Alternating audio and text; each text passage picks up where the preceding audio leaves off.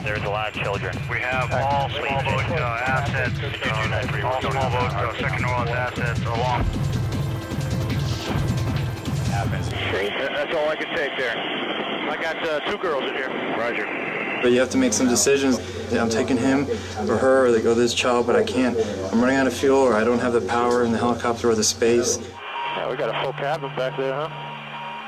Pregnant lady counts as 2 or 3. Where to, gents? Superdome? Our commanding officer was flying the helicopter and hoisting, and he turned to me and asked me, you know, are we bringing a cat on board? He's like, is the cat screaming?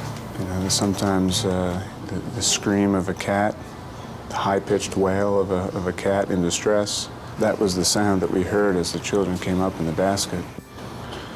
And, you know, having children yourself, you know, that's a difficult thing to hear, and that stays with you for a long time.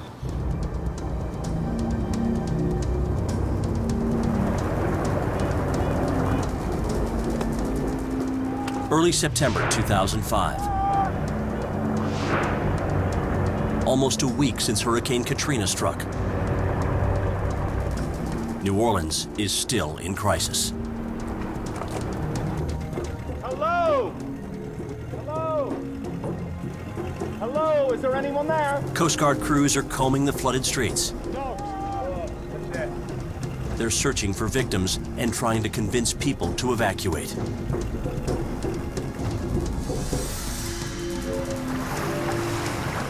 Well, we're doing real good as far as holding up. Okay, yeah. You know, the main threat to you, of course, is infection. What'll happen? The infection will bite. Just 3 weeks later, a new reason to leave is bearing down on the Gulf Coast.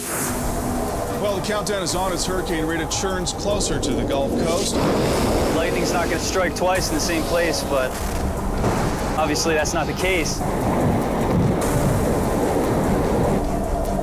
Mentally, physically, emotionally, I don't know if we're ready for another one.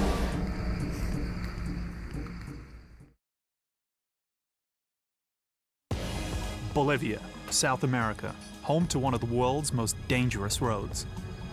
Take a look how close he is to the edge. I don't even want to step out there. Probably have more chance of surviving hitting a 10-ton truck head-on than you do going off the edge of this. I'm Marsh Mukhtari. I'm here in the Andes Mountains of Bolivia to explore El Camino de la Muerte, or Bolivia's death road.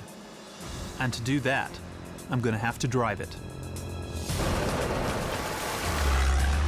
A little nudge like that could, well, be kicking up the daisies, put it that way. This is such a nerve-wracking journey. That fall is easily over 2,000 feet.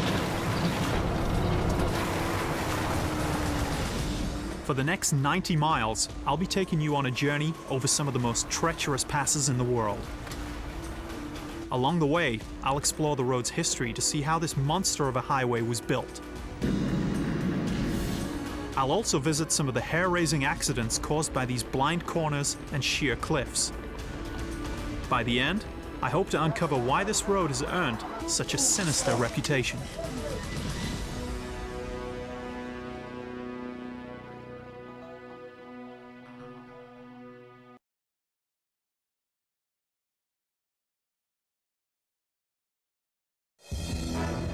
This is a very dangerous situation. These floodwaters are moving extremely fast. People are stuck and fighting for their lives. Angela is so shaken, her muscles continue to cramp up. She has trouble holding on as she climbs out the window. She gets halfway out when the unexpected happens. Her car begins to drift. I wasn't sure whether the camera was moving or I was floating away or the car was really turning sideways 180 and floating away. Neese turns his camera to Jolly in the U-Haul.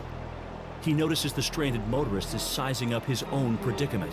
I think he realized, well, it's on now. I better do something, and this is my last chance. Jolly moves into place to try and make a swim for it. And I was just gonna say, the cops are here, man. Don't jump, don't jump. And before I could say anything, he went back and he started to go. I thought he was dead. I mean, you see it and it looks like he hit his head on the concrete. It's just happened to be the weird angle I was standing at.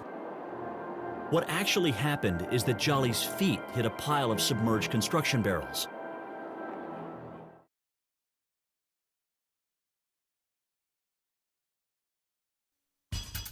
a group of young rugby players defies the odds by surviving a plane crash in the desolate Andes Mountains. I was so happy I was alive. I mean, I survived. They are miles from civilization and from help. We look around and we don't see nothing, only mountains, mountains, mountains, mountains. Their only goal is to return to their families alive. I turned myself into a survival machine. I didn't want to die.